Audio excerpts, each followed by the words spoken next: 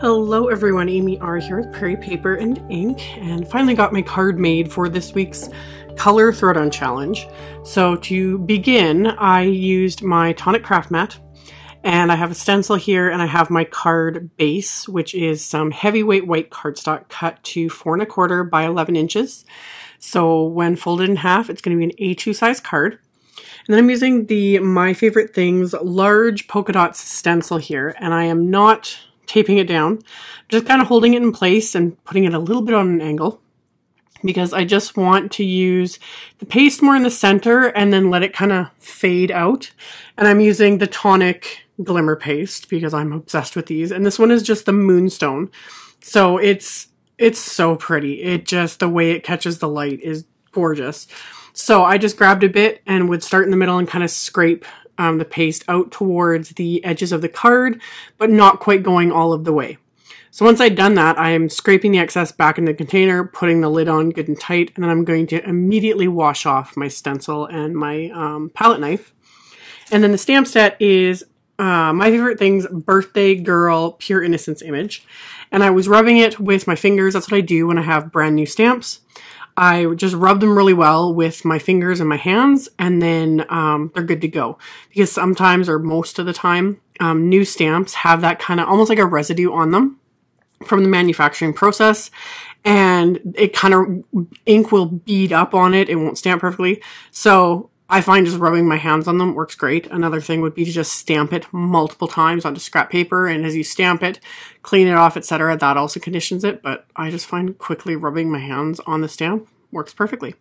So that's what I did, and then I stamped the image onto Neenah Classic Crest Solar White 80-pound cardstock with My Favorite Things Extreme Black ink, and then I'm coloring in the image with Copic Markers.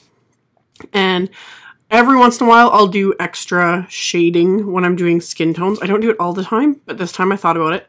So I still want darkest to lightest, but it was after I added my darkest color that I was like, oh yeah, I was going to add shading. So I added that BV23, which you have to use a really light hand with when you're doing lighter skin tones, because it can look pretty wonky. It can almost look bruise-like.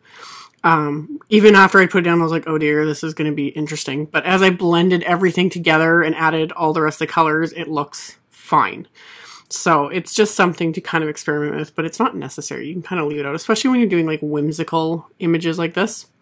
But I did my kind of go-to skin tone here, and then for her hair, I did it in kind of auburny sort of colors.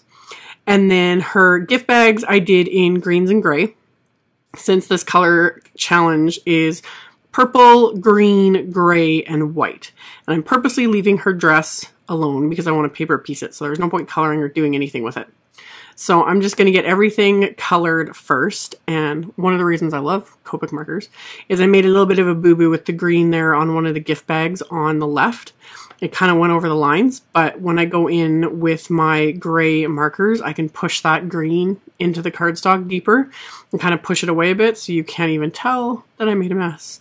That's why I love Copics. So I got everything colored, and then I pulled out the My Favorite Things Hearts and Stripes pattern paper pack. There's this cute little purple pattern paper with little hearts on it. So of course I pulled that out and I stamped the image onto that with that same intense black ink, sorry. And then I am trimming this out with my detail scissors, just following along the lines. This is a pretty simple paper pieced image. Not much, you know, really detail fussy cutting. Other than this one little corner. I realized her dress peeks out right behind the handle of the shopping bag there. And one thing you could totally do to avoid even like doing this extra step of like holding with tweezers and a tiny little dab of glue, you could just use a purple Copic marker, dab it in there, no one's gonna tell. But I had it there and I thought, why not? So I used my multi-medium mat to adhere that little tiny corner so that the, you know, adhesive didn't ooze out anywhere. And then if it did, it dries matte. So I used the multimedia mat to adhere the dress as well because I had it out.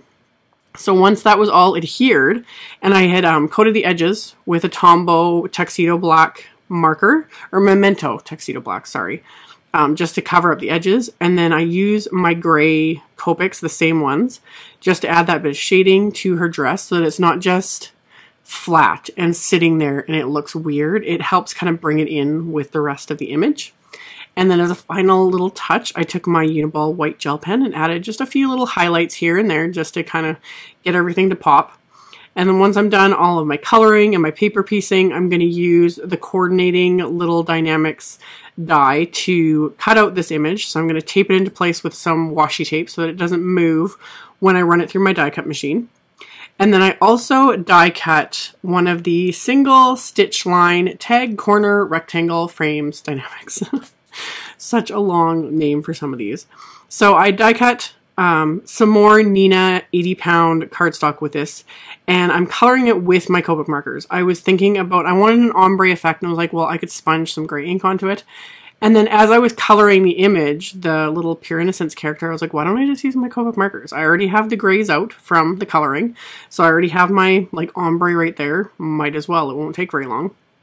So that's what I did. I just worked darkest to lightest and blended everything out. And once I got to the C0, I added some colorless blender just to have it completely blend out.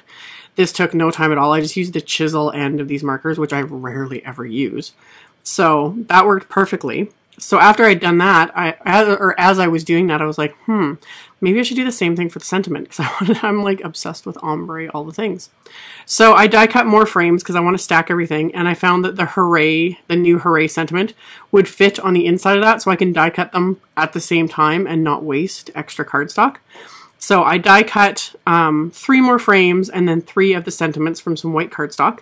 And I decided to do the same thing with one of the Hooray sentiments. I'm just going to use those same purple markers to create an ombre effect on this one as well. So just using the chisel end and coloring the bottom with the darker marker, and then I'm going to color the top with the lighter marker, and then just kind of go back and forth a couple times to make sure they blend nicely, since I'm only using 2 markers instead of like 3 or 4. So this was a lot quicker and easier. I don't do this normally because I do have a lot of supplies. You know, I have color cardstock, I have a ton of inks, all this stuff. But this is a great way to get colors if you have markers but you don't have lots of color cardstock.